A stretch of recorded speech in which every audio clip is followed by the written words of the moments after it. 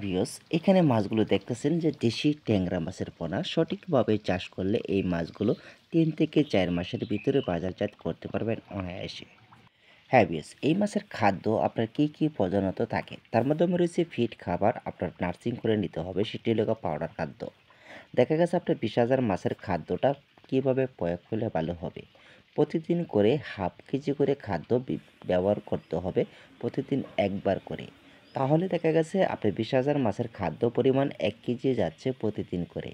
তার মাধ্যমে রয়েছে এই খাদ্যটা আরও বাড়বে, সেটি হলো মাছ যখন 300 থেকে 400 কেজি আসবে তখন আপনার একবারে 1 কেজি করে ব্যবহার করতে হবে। তার মাধ্যমে রয়েছে আপনার প্রতিদিন খাদ্য 2 কেজি খাবার পরিমাণ যাবে।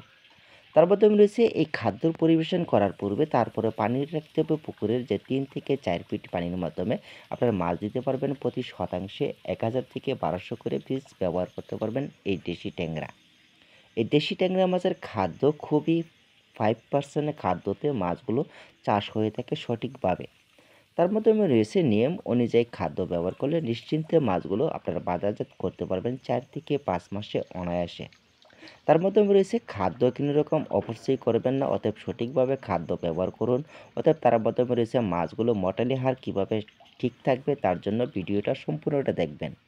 ইয়েস, মাছ ছাড়ার আগে কিংবা মাছ ছাড়ার পূর্বে আপনার পুকুরে এক ধরনের পটাশ ব্যবহার করতে হবে। পটাশের ব্যবহার করার পূর্বে তারপর আপনারা সমীচীন ওষুধ ব্যবহার করতে হবে যা পোকামাকড় মারা যাবে। তার মাধ্যমে রয়েছে পানি সুদর্শনভাবে ঠিক থাকবে।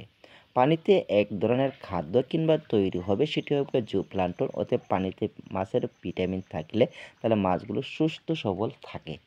তার মাধ্যমে রয়েছে এভাবে আপনারা পরিচালনা করবেন। তার মাধ্যমে রয়েছে মাছগুলো সঠিকভাবে নিয়ম অনুযায়ী খাদ্য ব্যবহার করবেন। অতএব যদি দেখেন মাছগুলো 1টা 2টা মারা গেছে তাহলে সাথে সাথে আমাদের কমেন্টে যোগাযোগ করবেন কিংবা ফোন নাম্বার